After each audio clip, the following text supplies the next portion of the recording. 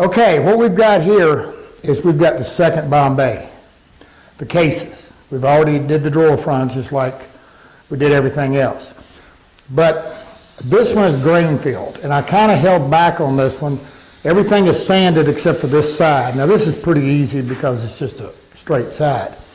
But you know, your moldings and everything. Now we grain filled this with the aqua coat grain filler. And again, what we did is we just simply wiped it and squeegeed it in. You know, just taking something like a putty knife or a plastic putty knife, obviously, or something like that, and pushing it and squeegeeing it to get it into the grain. Now this, again, these are my Bombes. And we took a lot of time to make sure that we replicated these things as close to the original as humanly could be. Right up to the point that the mahogany in this is San Domingan mahogany. It's what the originals were made out of. Anyway, and if you notice, these are one board sides. And just like, and let me see, remember me telling you, you'll see here the little, on the side of this, we was talking about the bullseye, you see it kind of here, a little bit here and here.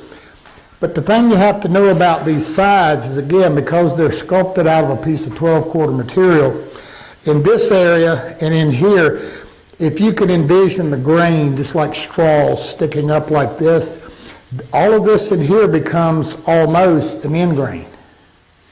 So you have to be a little bit careful with it. Now again, mahogany doesn't blotch, but we have to watch it and be careful that it doesn't get real dark on that end grain. Now, that said, by using the grain filler, that's going to help some because it's going to keep those pores from just sucking the stain up. But again, once I've got it on, and you don't want to leave it really rough and a real mess. Now this is a water base, and of course we're going over to the same stain, which is basically it's an alkyd, but basically you just kind of consider it to be an oil base. And all we're going to do is take some 180 and buzz it off.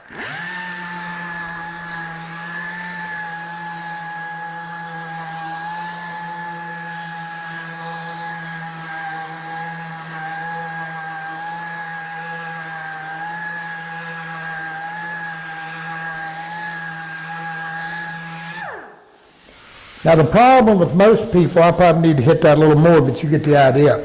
The problem with most people when it comes to a grain filler is real simple. They don't want to do it.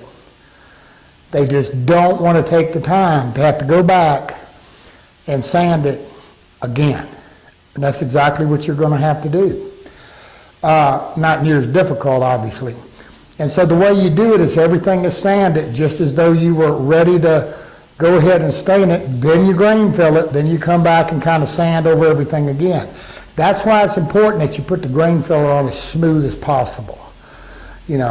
I remember back when we would use the old oil-based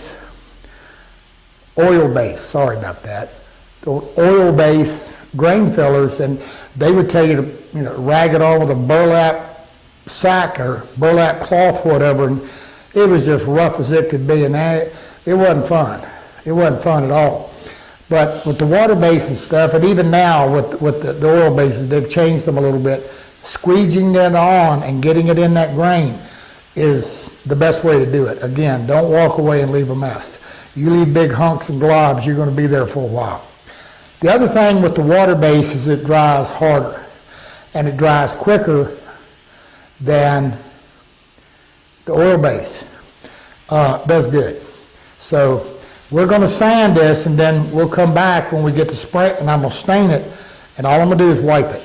And when we come back, now actually what I'm going to do is I'm going to take a spray gun and spray it, then wipe it.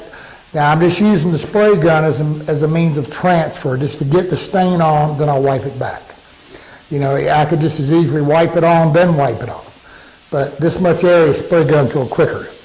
And particularly when you get into the face of these, where we have, it's kind of hard to move here with the hoses and all. I'll show you later. But in the faces of these, where we've got all the fluting and everything, it's kind of hard to, you got to take a little brush and work in there, spraying it, allows me just to go right on through it.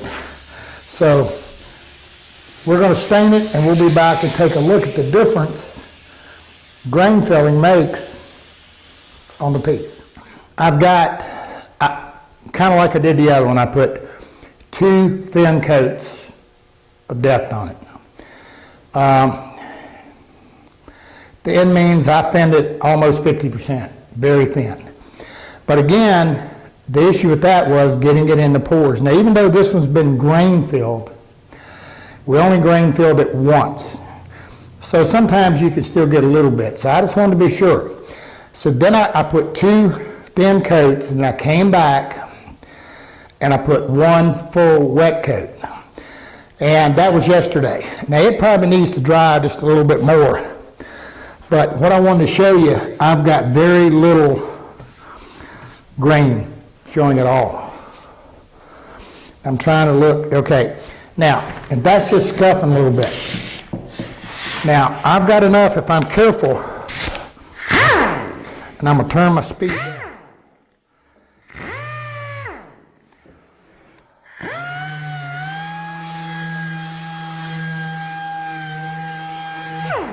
And just about that quick, because I've got a little bit, 1 more coat on this, and it's going to pretty much fill it. I'm going to be good to go. Now, what I did, I decided I had a little issue, and my first inclination was, after making a few comments, was that I was going to have to sand this drawer front off and redo it. What happened was, there was a little teeny dent, just a little bit right here. Now, what I did, I thought, okay, I'm going to try this. So I went and got some of the Aqua Coat grain filler.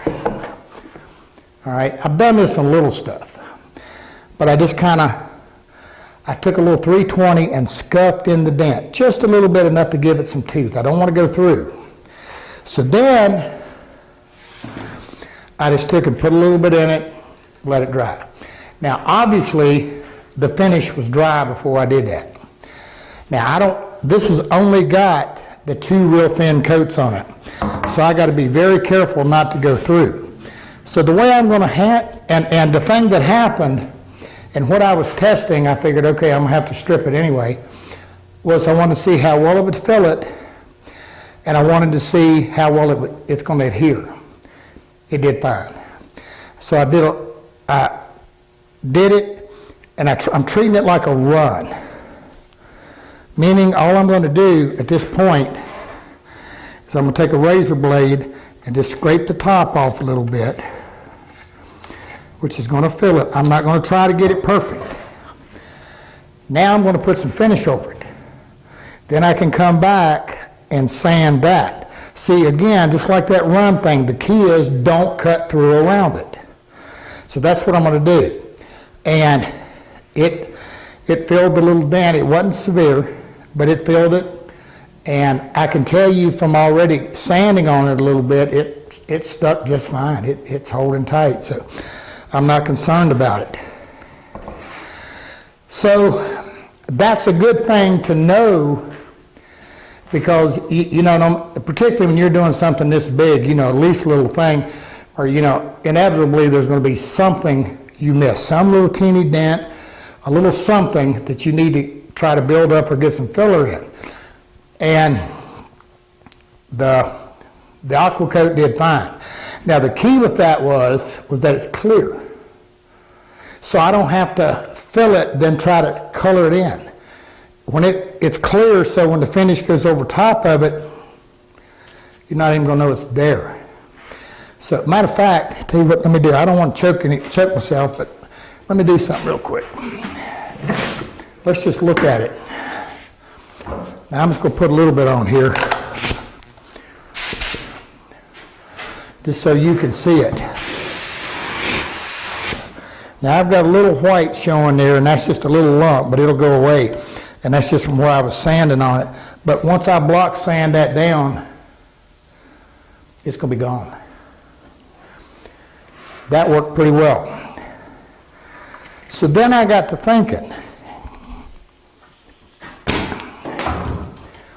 And what my thought process was okay, this is a piece of 8/4 ribbon mahogany. Now I kind of halfway sanded, it was some 180, the key word's halfway, but nevertheless. And on one end, on this end I put some blotch control, 2 coats. On that end I put 1 good coat of aqua coat grain filler. My experiment in this that I'm going to take you along on is I want to see what the blotch control does over kind of a wood like this. Now I've used it on ribbon mahogany. Then on the back, I'm just going to stain it. It's just sand it with 180. And what I'm planning to do, I'm going to let it dry. Now I may have an issue with this, and the issue may be that this is an oil-based stain, but my plan on the back is I'm going to put a coat of Armor Seal on it. Now here's what my thought is. The Armor Seal, because I'm going to wipe it, as I wipe it, that wiping action is going to push the finish into the pores. That's the issue, is getting it into the pore. So I'm thinking, let's give it a shot. Nothing to lose. Don't work, goes through the planer, and we're good. So this is kind of the thing you get out here and you do, and you experiment, and you play with, and you try, and you see what works and what don't. But just like that drawer, I got nothing to lose. If it works, I'm good. If it don't, I got to strip it anyway, so no foul. So let's stain this real quick. Now the only thing I'm doing here is that the stain is going to help me to show you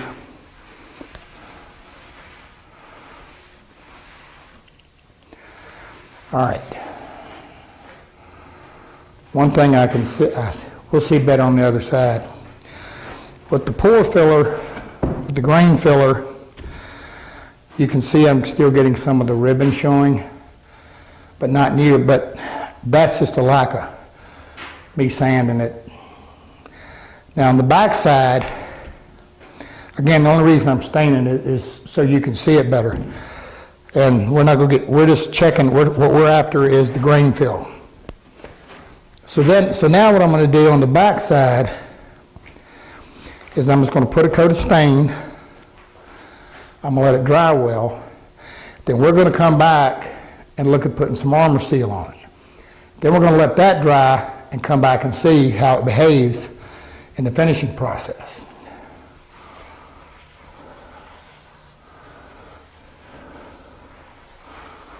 Now this has nothing on it.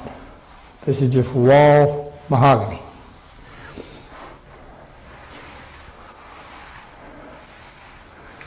And I'm going to say it again, if I'd have sanded this a little better, it wouldn't be quite this dramatic. Now this happens to be a piece of genuine mahogany, so it's not as coarse as the ribbon, as the African. But you can definitely see what I was telling you, how the ribbon in it can sometimes just act as an end grain and just go black on you. But again, what we're after here is the grain fill. So we're going to let this dry, and we'll come back and look at it. And the whole point of this whole exercise is to look at options in different ways. And this isn't just about mahogany, a walnut or whatever. Now, like the grain filler, if you were using an oak or something, common sense is you're going to have to do it twice. You're just not going to fill a deep red oak or something, or an ash in particular. You're just not going to fill it in one coat. But I think we're okay. So we're going to let this dry, and we'll be back.